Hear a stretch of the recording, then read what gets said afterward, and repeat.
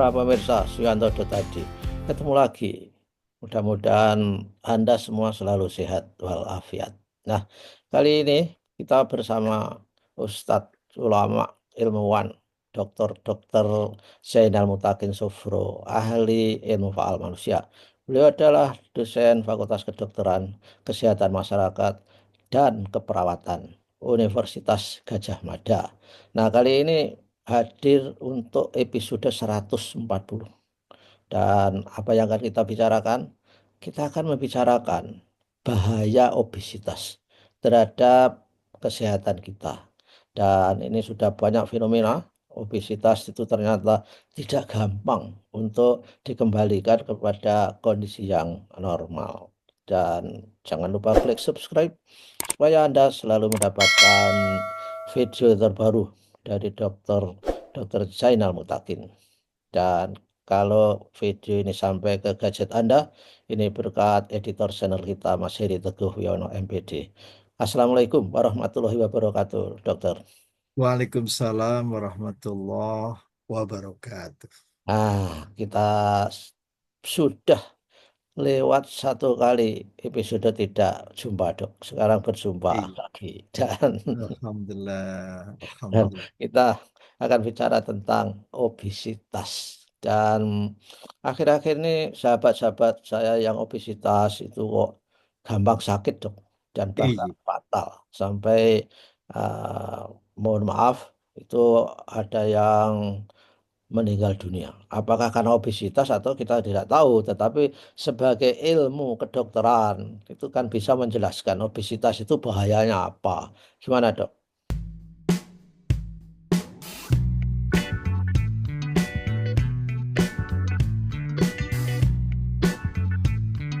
Iya, matur nuwun, Prof.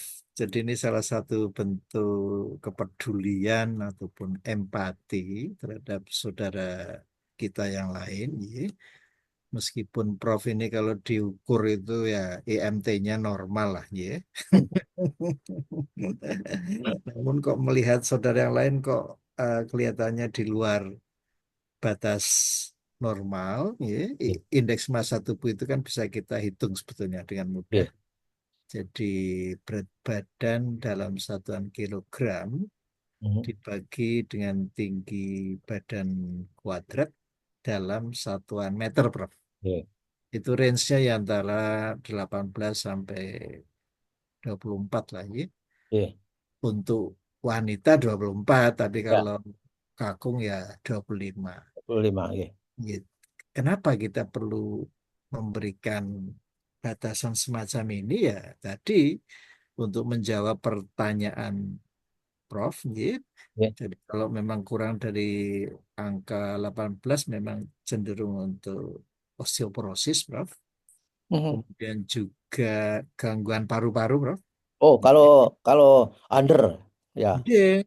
Oh, Kemudian juga secara psikologis ya gampang glokro atau gampang ya, depresi. Tapi kalau berlebihan itu ya yang mana tahan lututnya, Prof. ya, ya. Dan juga bisa memicu kenaikan tekanan darah, Prof. Oke. Tekanan darah. Kenapa? Lemak-lemak itu kan sel-selnya perlu memperoleh jatah juga, Prof. Ya, Kalau banyak lemaknya ya otomatis kerja jantung lebih berat lagi, Prof. Ya, dalam memompa itu.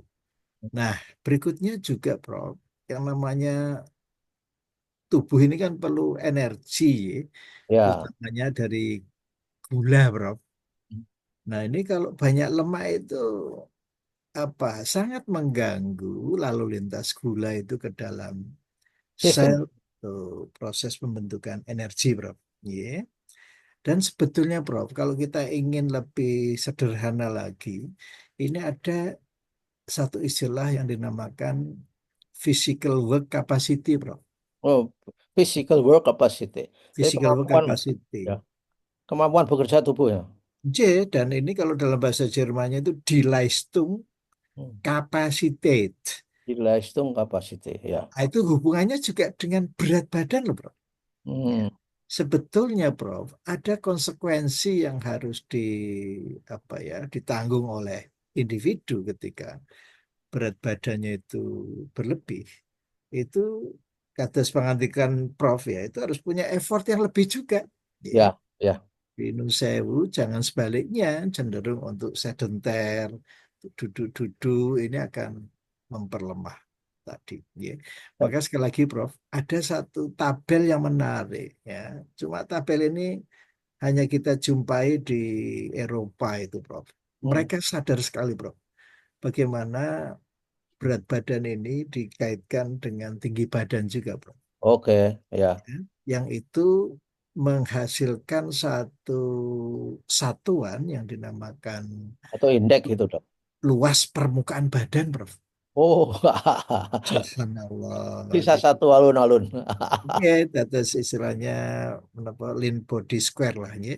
Jadi Eh, luas permukaan badan. Dan menarik, Prof. Prof tidak perlu menghitung dengan garisan berapa mili, berapa senti, tapi kita punya tabel yang namanya tabel Dubois. Dubois Dubois. itu orang Prancis, Prof. Oke, Kalau ya. tulisannya Dubois. Nah, Dubois. nanti Prof, Ya. Prof bisa bisa melihat tabelnya. Sekarang tinggal lihat di Google kalau tinggi badan saya sekian, berat badan saya sekian, tinggal ditarik garis, Prof. Oh, Nanti di garis yang di tengah di in between di antara berat badan dan tinggi badan itu menunjukkan luas permukaan badannya, Prof. oke. Dalam waktu yang sangat singkat.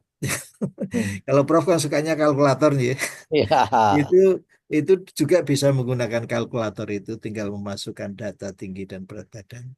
Cuma yang menarik, Prof, jarang kita itu menghubungkan antara luas permukaan badan dengan usia, Prof. Oke. Nggak Ditambah diperhatikan. lagi. Terus Ya, ini, tidak diperhatikan oleh banyak orang. terus yang Ah, kedua, Prof, ya. tidak dikaitkan dengan gender, Prof. Oke, ya. Maka bersyukur, Prof, Presiden Trump ini sekarang tegas loh. Tegas tidak ada LGBT.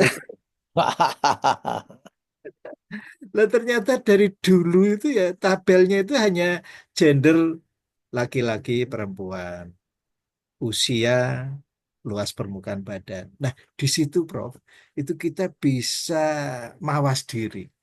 Loh, kalau luas permukaan badan saya sekian, nggih, kemudian usia saya sekian, ditambah jenis kelamin, maka akan muncul berapa sebetulnya powernya, Prof.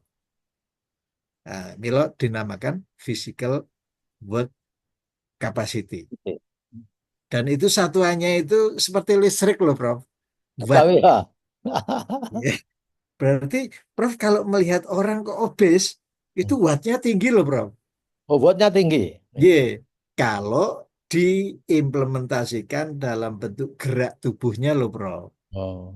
Nah, kembali masalah obesitas, Prof. Sebetulnya kita di dalam memandang juga boleh agak adil loh, Prof. Hmm. Karena Ya. masing-masing individu itu sejak lahir, itu jumlah sel lemaknya itu beda loh, Prof. Oh, gitu ya. Hmm. Jadi kalau memang jumlah sel lemaknya itu banyak, maka kecenderungannya memang jadi gemuk, Prof.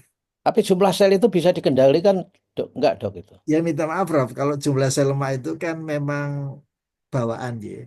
Hmm. Cuma yang paling menarik, Prof, kita kan punya kemampuan kognitif nih, Prof. Iya. Sehingga setelah banyak belajar, tadi Prof kok sampai membuat simpulan, ya, kok banyak yang mati ya kalau kegemukan ya. Hmm. Ini artinya apa? Kita kan harus berpikir, Prof. Hmm. Ya toh? Nah, minta maaf, Prof. Ini sebagai cara berpikir yang antara, ya. Artinya kita bisa menggunakan pola. Sebentar lagi kan kita memasuki bulan Ramadan, Prof. Ya. Hmm. Itu salah satu cara Allah untuk kita ini banyak belajar tentang apa yang terjadi dalam tubuh kita. Istilahnya metabolisme lah, Prof. Ya, ya. Artinya apa? Selama bulan Ramadan itu ada peluang berat badan itu bisa berkurang 2,5 sampai 3 kilogram loh, Prof. Hmm. Kalau betul-betul puasa itu dilaksanakan dengan tertibnya. Iya. Nah, nanti bahayanya memang, Prof, ketika bulan Syawal itu ada peningkatan yang sangat tajam itu. Meledak lagi, dok. Meledak lagi. Meledak lagi. Iya. Jadi sekali lagi, Prof, isyarat-isyarat kelebihan berat itu sudah ditunjukkan dengan lutut, ya. Ya. Karena kalau berat badan itu tidak proporsional itu tadi, Prof, ini sentral gravitasinya itu bergeser, Prof. Oh, ya. Jadi mestinya jatuhnya di lumbal, ya, vertebra lumbalis yang Prof sangat hafal kalau kecepet itu, ya. Vertebra lumbal berapa? 45 gitu. Empat. Disitulah sebetulnya tempat apa ya, kayak gravitasi itu bertumpu, ya. Jadi kalau kita berat badannya berlebih, maka itu akan bergeser yang menjadi tumpuan menjadi daerah lutut, Prof. Iya, Oh, ya. Dok, dan obesitas itu sebetulnya penyebabnya karena tumpukan lemak atau otot kita itu memang semakin besar, semakin padat akibat dari banyaknya makanan camilan itu, Dok. iya. Jadi menarik, Prof. Jadi masyarakat kita ini kan terbelah sebetulnya, Prof, menjadi kelompok sedenter yang banyak duduk dan yang active person. Ya. Hmm. Terus Prof ini masuk golongan yang active person. Ya. Pulang Ya, insya umroh Allah. saja sudah ngasto lagi, tidak istirahat dulu gitu. Jadi sekali lagi yang dimaksud dengan active person itu ya kalau dalam satu minggu bersedia meluangkan waktu 150 menit, ya, untuk melakukan olahraga. Dan yang paling menarik, Prof, individu itu kan tidak hanya physically, ya, Iya, iya. tapi juga ada apa ya, unsur batinnya yang mempengaruhi motivasi tadi. Nah, kalau kita menginvest lemak itu kok lebih nyaman ya, Prof. Daripada Iya, nanti ketika diingatkan loh, awas loh gue, wis iya, kelebihan berat terus olahraga itu kok non sewu, Prof. Sampai sekarang itu jadi masalah loh, Prof. iya, iya. Kalau olahraganya kelebihan malah cepat lapar, Hmm. nanti Oh, yang tadinya membakar malah tambah lagi timbunannya. Tapi yang paling menarik tadi pernyataan Prof sekaligus pertanyaan. Jadi sebetulnya semakin berkurang massa otot, Prof, iya. tubuh itu akan mudah untuk menimbun lemak. Oh, ya, ya, ya. Ya, Gitu. karena ya, lemak itu nggak bisa nyantel di tempat yang massa ototnya itu baik gitu, Dok. Harus Betul, nempel Prof. di daerah-daerah yang lembek-lembek itu. Persis. Jadi kalau ototnya itu berkurang, ya, Hmm. yang kita namakan atrofi loh, Prof, Ya, atrofi ya. itu nanti yang membakar lemak itu siapa, Prof? Karena yang membakar lemak itu kan gerak, Prof. Ya, Gitu. Dengan adanya gerak itu, energi bisa diambil dari lemak, terutama yang aktivitas olahraganya di atas 1 jam loh, Prof. iya, iya. Di atas 1 jam otomatis tubuh itu pasti menggunakan lemak atau gajih sebagai sumber Ya, ya. energinya. Cuma Oh, yang harus dipikirkan loh, Prof, iya, jangan hanya semangat membakar, hmm, tetapi cairan tubuhnya juga harus difikirkan, Prof. ya, Jadi ya, jangan sampai kita ini mau memetabolisme membakar lemak, tetapi reaksi yang memperantara itu, yang di dalam air itu tidak diperhatikan, sehingga nanti muncul lagi kegagalan. ya. Jadi ketika kita obesitas akibat sedenter, akibat tidak olahraga, itu Jadi yang paling menderita itu adalah jantung harus bekerja berlebih. Betul nggak, berlebih, Dok? berlebih. Dan ini bisa dicatat dari heart rate-nya, Bro. Waktu itu ya. Hmm. Ya, jadi semakin cepat itu, Bro. Ya, ya, ya. Tambah lagi tekanan darahnya menjadi berangsur-angsur naik, Bro. Karena tolong Prof ini Hmm. diperhatikan, lemak itu tidak hanya ditimbun di badan loh, Prof. Ya. Yang paling berbahaya ketika dia malah menimbunnya di pembuluh darah, Prof. Nah, menikah. Ya, Terus itu yang bisa di dinamakan pembuluh. plak. Oh ya, bisa di pembuluh darah itu akibat dari eh, perantara yang namanya kolesterol, Dok. Persis, Prof. Itu yang kita namakan LDL. Oh ya, LDL ya. LDL itu kan lemak yang malas untuk diajak jalan-jalan, Prof. Beda dengan HDL, Prof. Ya, HDL itu perannya luar biasa untuk mengajak LDL yang malas itu supaya ayo jalan lagi, jalan lagi. jadi kita jalan, banyak jalan. seperti saya kemarin waktu di Tanah Suci itu Iya, bro. sebenarnya kalori intake saya itu juga cukup banyak, tapi ketika saya timbang itu relatif stabil karena jalannya itu setiap pagi, Pak, setiap hari paling tidak 10.000 langkah, Dok. Itu mungkin Luar yang biasa. menyebabkan bahwa setelah pulang itu saya tidak gain weight, saya biasa saja berat badan saya. Apa itu ada hubungannya begitu, Dok? Karena bergerak banyak itu. Lah Begitu. yang sering lupa, Prof, energi itu tidak digunakan hanya ketika melakukan aktivitas gerak tadi, Prof. Ya, Justru yang sering kita banyak lupa itu adalah after effect-nya, Prof. oke, ya. Jadi begitu Prof selesai tindak atau jalan, itu sustain itu pembakaran itu. Oh, ya, ya, ya, ya.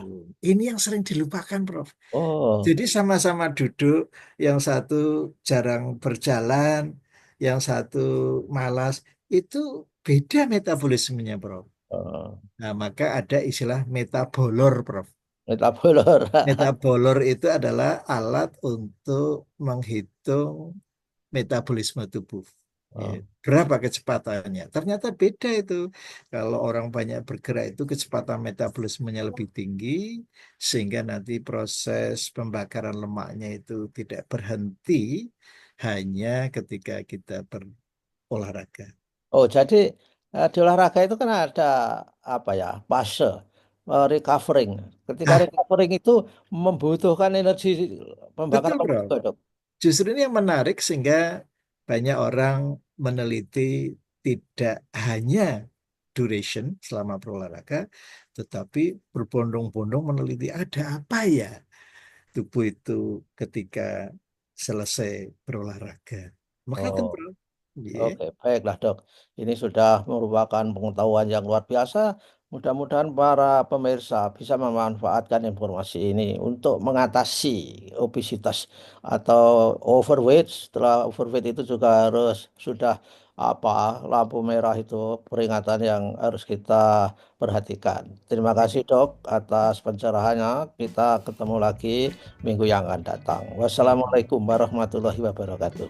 Waalaikumsalam warahmatullahi wabarakatuh.